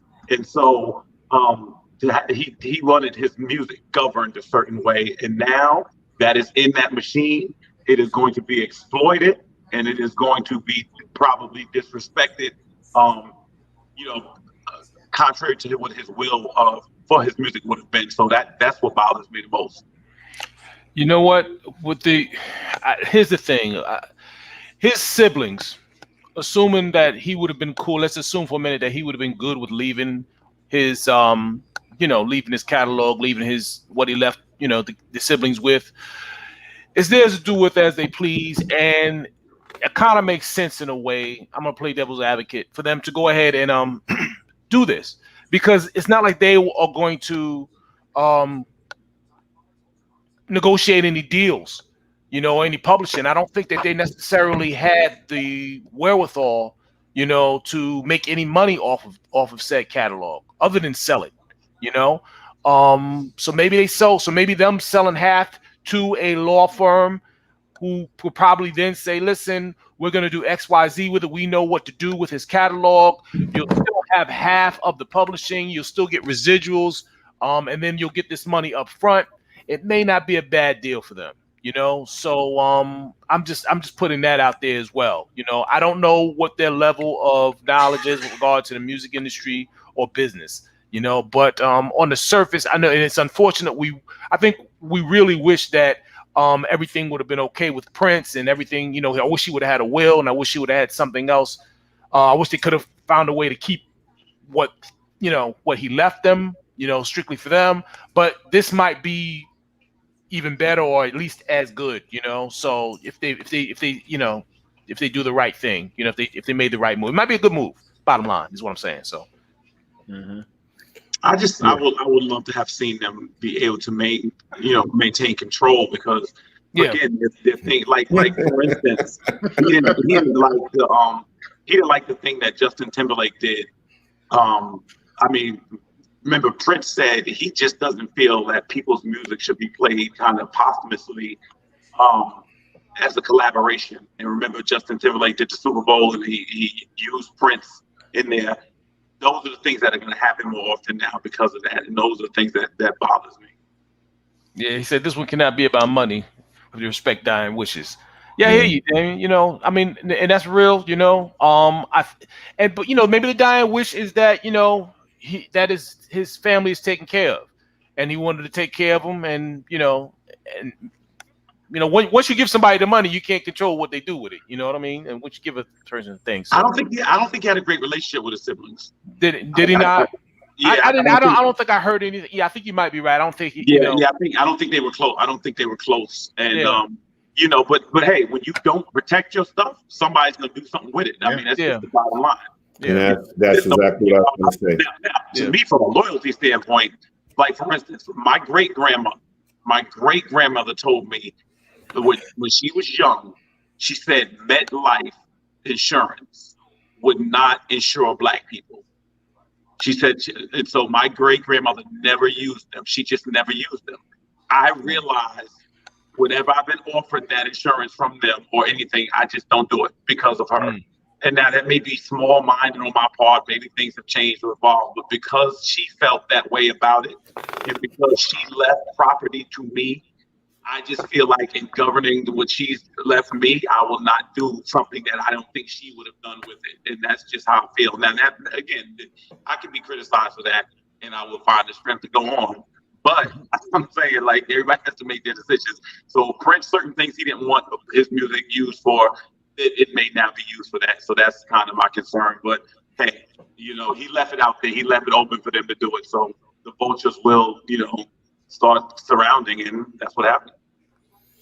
Yeah, we talked about something similar to this when we talked last week. I think it was about DMX. Your paperwork got to be right. I mean, it's not like you don't have the money to basically pay a lawyer to draw up this paperwork.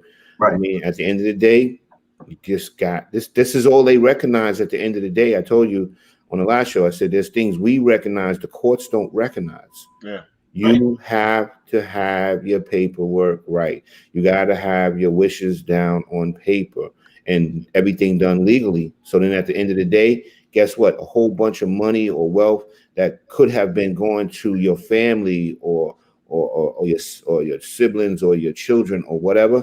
Guess what? These big corporations, these record companies, they're going to swoop right in and they're going to take it. They don't care. Right. Yeah. Right. I mean, the thing is like his catalog, and I think that's when like you have family members that don't know business. If they're just still tight, they make more money holding on to it and getting together like, no, we get to break the percentage up. But they probably the law office probably came with a big check in front of them, and like four of them probably said, let's take it. Another one's like hold on, and the majority ruled in that, and they lost out on it. It's just It might, sad. but again, it might not be a bad deal, depending on the law firm. You know, if they can strike the deals, you know what I mean. Then you still keep the residual, you keep half the residual, and you get a nice chunk up front. I bet you didn't get the residuals. I bet you they sold off everything. I guarantee you. Derek, you talking about natives? You talking about natives? No, from what I understand of the story, they sold off half. That's what I'm saying. That's why I keep using this word. That's what I heard. Gotcha. So yeah. But I bet you Derek, if I see Purple Rain on a Popeyes commercial, that's it. It's gonna be a solid. Listen, you better get ready because it's coming. With some great soda. I understand his family getting paid for that. Great soda.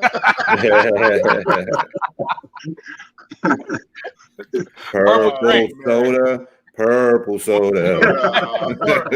Wait a minute, purple drink. Purple drink. Purple red. Yeah. But at the end of the day, it's not called music be nice. It's called music business. Exactly. That's on that.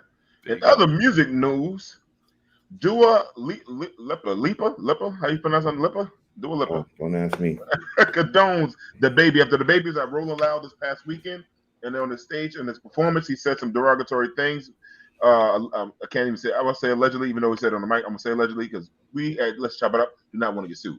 He was talking about homosexuality, and HIV and AIDS people that had it, stuff like that. If anybody will elaborate more into it, I'm scared if we say anything crazy, they're gonna come after Jamie, and Jamie's gonna pull me off the air. So anyway, she did. She got one of the third hottest song in America, I think, in the world right now, going on with the baby. And I think some of the sponsors have already pulled out from the baby. And he apologized about what he said about people with HIV and AIDS and stuff like that. But he told the LGBTQ people, say y'all got your place or whatever. Y'all be all right. Something like that. He said like that. Yeah, something like keep doing what you're doing. Something like that. Keep doing what you're doing. Keep doing what you're doing. Something like that. Yeah. You know, I'll tell you this is what I think. First of all, you know, entertainers have so many outlets today with social media and going directly to their fans. To me, the stage, a lot of times people come to see you perform. That's what they want to see. You know, not always, you know, all these different views or political views or religious views. You have so many different outlets you can share that with now. But when it comes to your performance and stuff, people grab a microphone, and microphones are addictive to people. And to me, I remember what my father said, just try to think about what you say before you say it. This way you don't have to apologize. And so you come up with these things, the spur of the moment, you in this mode or this, you know, you're performing, and then you start saying things that later you got to retract them. And that's what I think people don't take the time to think about. What happened is social media has gotten rid of the publicists. And you can lose deals and lose money and lose a bunch of different things because you're just operating off the fly, just going off the top. You know what I mean? And I think today there's a lot of people that have a bunch of different feelings and different emotions, and they don't know how to express it, so that it comes out, and it comes out the wrong way, then it gets misinterpreted or interpreted a certain way, and then it's still derogatory. So I just think in the future, just be better off. You pay people to manage you. You pay people to represent you. Let them do it. And that's what a lot of entertainers need to know. You need to safeguard yourself from this backlash. Yeah. Everybody else, any thoughts on the baby? He said, I don't listen to a no man called the Little Baby. I'll be honest with you. Baby and Little is the most two popular rap names. What is it about that? What is it about that? Like, rap, it's like every rapper is the baby or Lil Baby. Baby, what is that, man? I don't know. Like you're picking names that show that you are not going to grow up. Ever. You're a baby and you're going to always be little. You know what I'm saying? State of arrested development, man. Yeah. You know, I mean, I don't understand it. I don't understand. The first baby was Cash Money, right? Yeah, baby. Then we got Little Baby. Start already. We got Little Baby. We got The Baby. I think the only name that's still open is Baby Food. That's the only big name that's still open. Little Baby Food. Little Baby Food. Back in the day, we had Ski. Everybody was like a D Ski. Yeah, D Ski. Yeah. I remember those days. Yeah. But about it, you know? The thing is, like, you know, Kelvin, I'm gonna piggyback off something you said. Hope you don't mind. Go right ahead. Thank you, brother. I appreciate it. I knew you was gonna pass that torch. But the thing is, like, you know, Kelvin's right in how I see it too. Yeah, juvenile. Juvenile. Look, everybody's I still saying little. forgot about that one. Juvenile word. So the thing is, I think that sometimes these rappers and these celebrity, they do get caught up in their own hype, right? So then they get all caught up in themselves. They got a lot of yes people around them, and there's nobody to coach them to make better decisions. Now, this guy's lost money, and that's the reason really why he's apologizing, because D did not say the things that he said because D knew that it was severely inappropriate to repeat what he said. Okay. And the thing is, last time I checked, you know, it's just my personal belief. Last time I checked, I'm a black man, right? And as a black man, to condemn another group and make misstatements like that, like you're from a race that's constantly condemned yourself. So how do you go and you condemn somebody else? Like I just can't get with that. But I think the reason he's apologizing because it's costing him money. It affected his bottom line. You know what I mean? Mm-hmm. So the thing is, I mean, you can't say things like that. I don't know if he was high or he was drunk. You know, I don't know if that's going to be an excuse that was used. But you can't go on the stage and say that in the crowd and think that it's going to be okay. It's not going to be okay. Yeah, now they can't go on tour with this artist right now. This girl, correct. These songs like and she's hot right now, right? He's on fire right now. Yeah, look what he did. He was acting like a baby. Old dirty bastard. Baby Jesus. No, it's Fat Baby Jesus. Fat Baby Jesus. Fat Baby Jesus. What I used to always tell my nieces and my nephew when I was helping raise them was, watch out for self-inflicted wounds. Mm-hmm. There's too many things that we bring on ourselves. There's no reason for that. Yeah. There's no reason for that. And so that's why some of these companies don't have a problem making these deals with young people and giving them money, because they know they're not going to do anything substantial with it. They know they're going to, you know what I'm saying? They're not even giving them a lot of money. You know what the main goal is? To get a goddamn chain and a Ferrari or Lamborghini. Right. And buy into the fame. The fame and buy into the fame. You know what I'm saying? Yeah. So, you know. And then act like your money is a phone, and that's it. You know? Yeah. Right. Exactly. Speaking of other entertainment news, R. Kelly, prosecutors include new claims of sexual abuse and robbery at his upcoming trial that's coming in a few days here in New York City. He allegedly now we have young men involved in it. Well, saying R. Kelly has had young men involved in some of these sexual acts. He had watched some of these young men do some of these sexual acts and bribery, and do we keep quiet and stuff like that? Thoughts on R. Kelly and his upcoming trial? I just think they should get to a verdict. I think that you know how they say the jury is out. I mean, I don't think it's out anymore. I think pretty much, you know, I watched the documentary and then just all the things. This is long overdue. R. Kelly is sick. It looks like he just has a sickness, and anybody who does anything to children has a sickness. And so I just think it needs to come to a head finally. I know he's being tried now in Brooklyn. I think the trial is still impending in Chicago. I mean, just let's find out what the sentence is going to be at this point. Well, they're just constantly building a case against R. Kelly because you know why? Because they are trying to put R. Kelly away for good.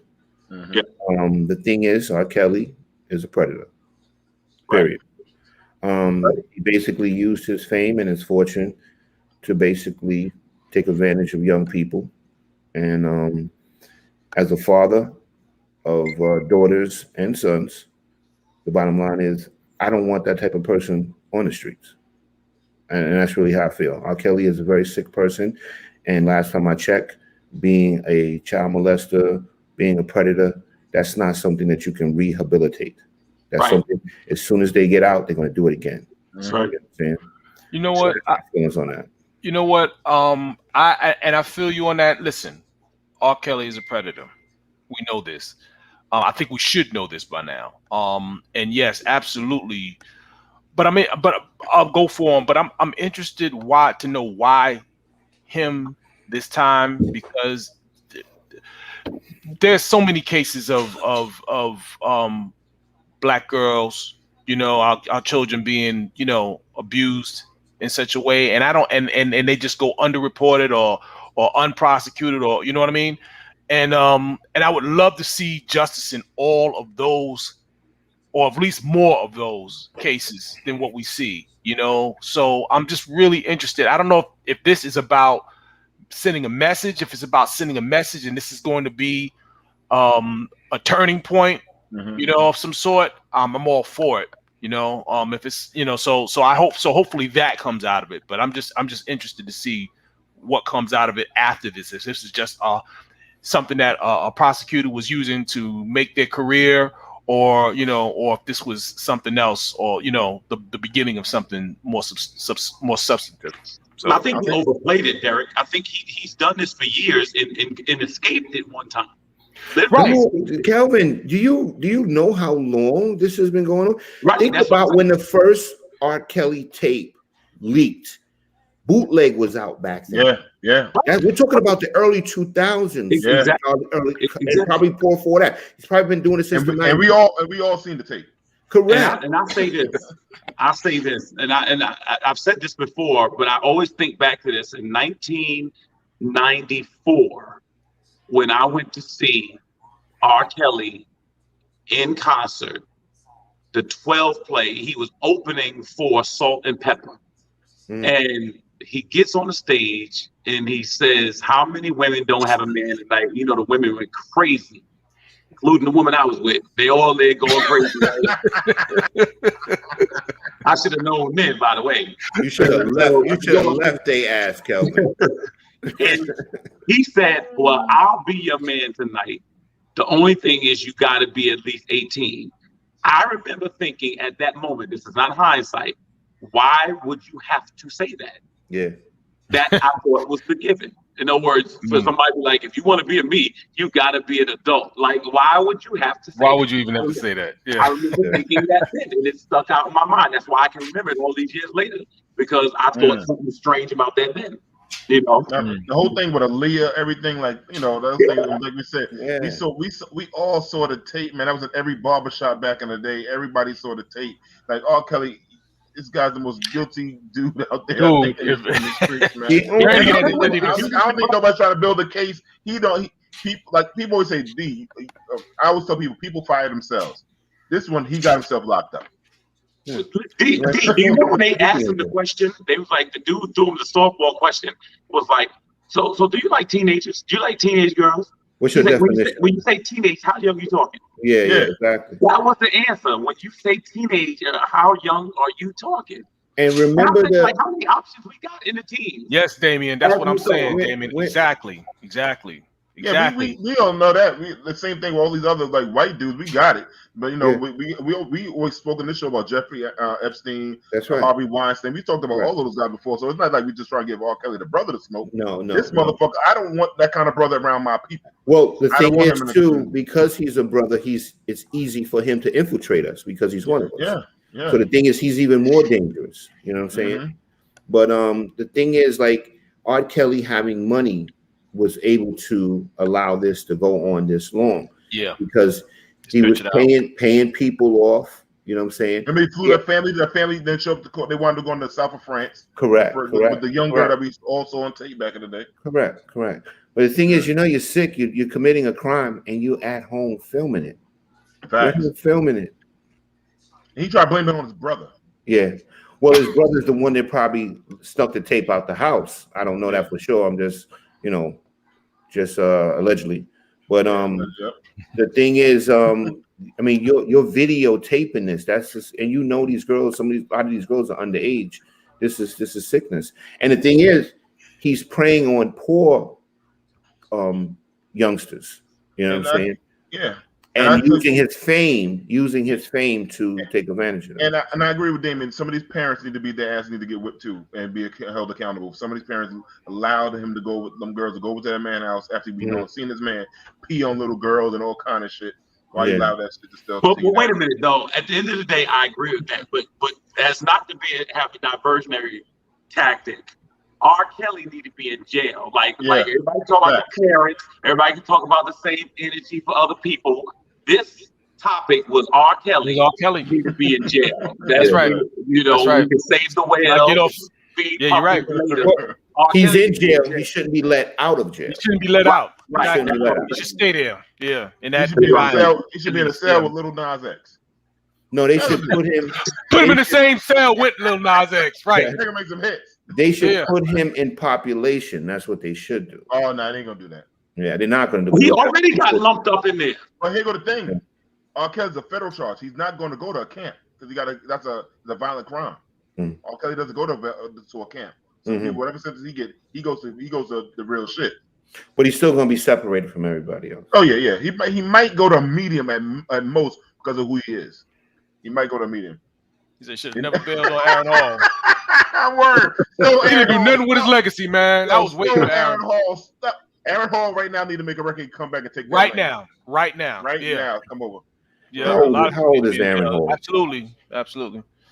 Aaron Hall, I'll tell you about the same age. About 50. Gotta be. Yeah, right in there, man. Right in there.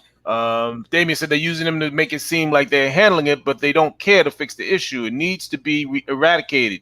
Too many others that they are financially invested in to address the issue. It don't never be R. Kelly.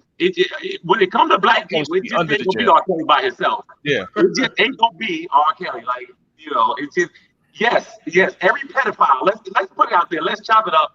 We want every pedophile to be in jail. Okay? Yeah. And since R. Kelly happened to be one of the most famous pedophiles who we're talking about right now, we want him to lead the way. That's it. That's it.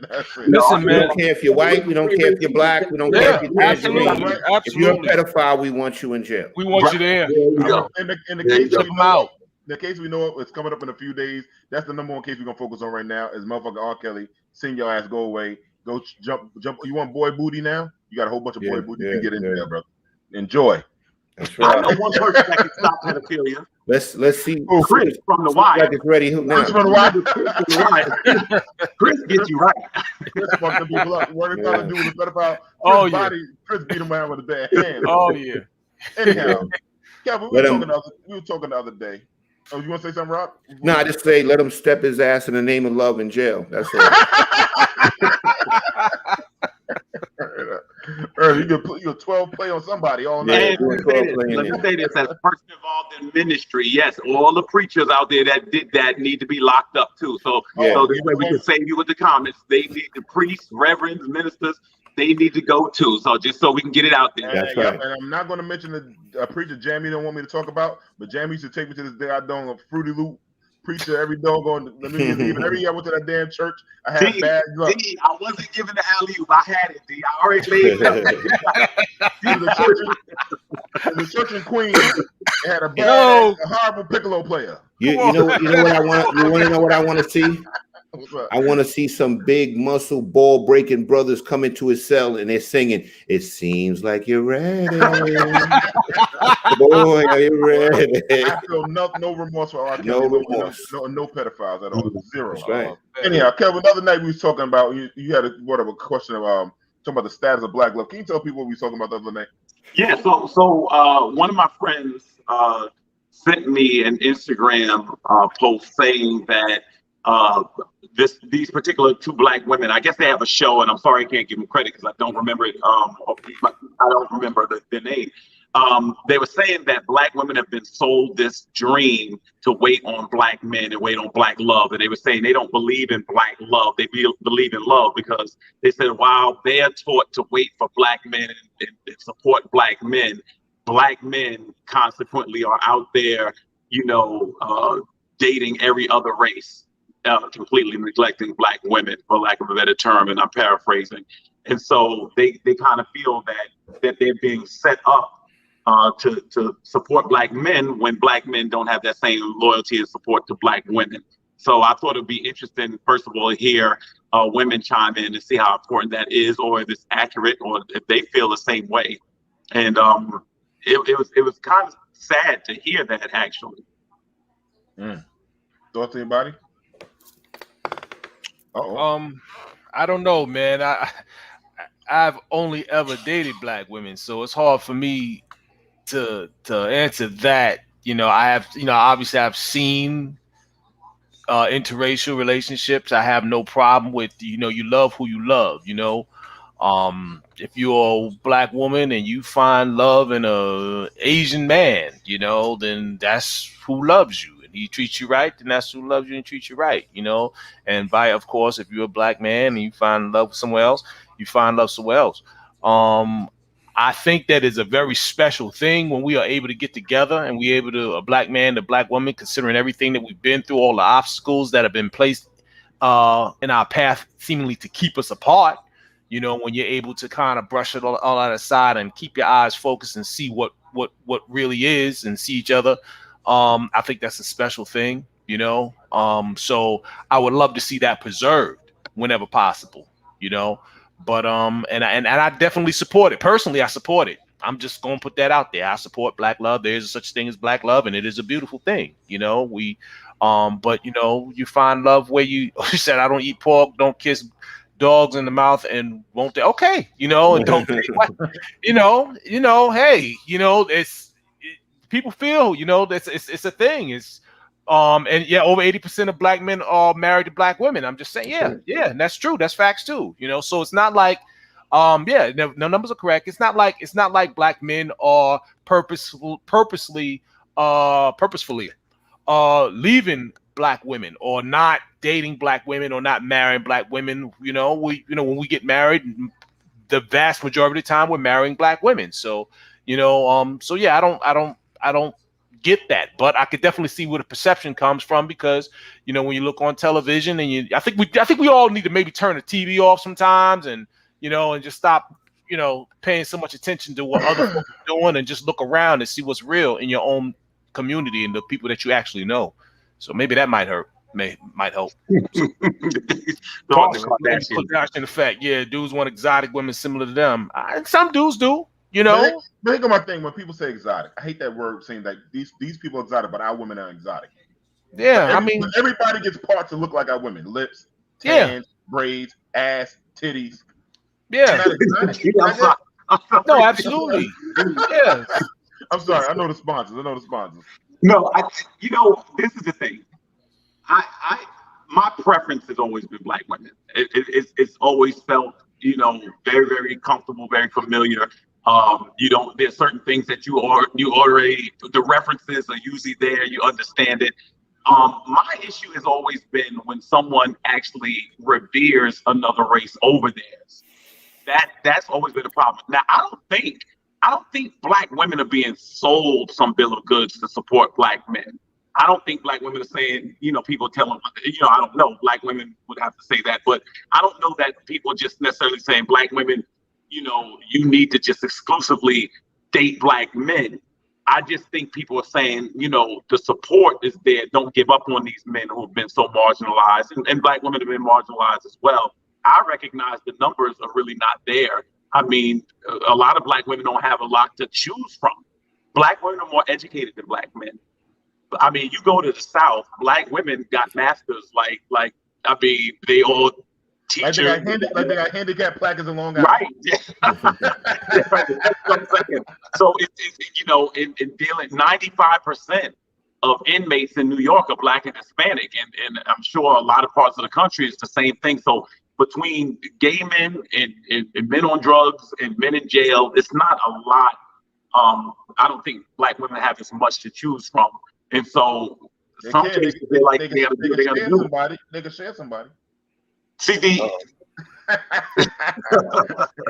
just starting nonsense. All the women I know still believe in black love and want only black men and to build black legacies. That's dope. What I'm talking about, Dope. Very good. Very good. Yeah, that's dope. Very good. The most sought after people are black men and black women. Yeah. I don't agree with what she stated at all. Maybe it's not working out for her, and maybe she hasn't found the man that she's fell in love with yet.